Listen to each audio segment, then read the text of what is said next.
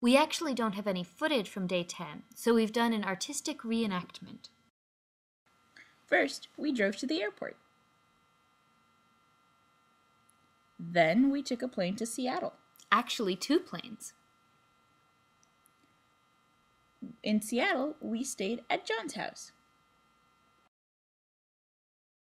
The next day we took public transportation to get to the University of Washington because our car was still in Connecticut.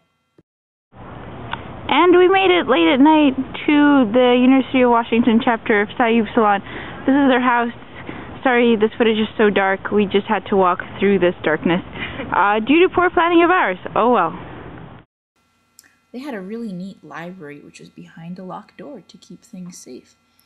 And they kept a lot of plaques and pictures and things behind these glass cases, which were also locked. And they had a copy of the Psi Constitution and their own constitution. This room is called Bottle Caps for obvious reasons. All of the rooms had names, which I thought was just the coolest thing ever. And some of them were more about little things, like this one that was called Niagara, because for a period of like 10 years it had a leak in the ceiling that wouldn't go away. But others can be really amazing, like Bottle Caps here, and one called The Beach, which actually used to have sand on the floor and both of the beds lofted.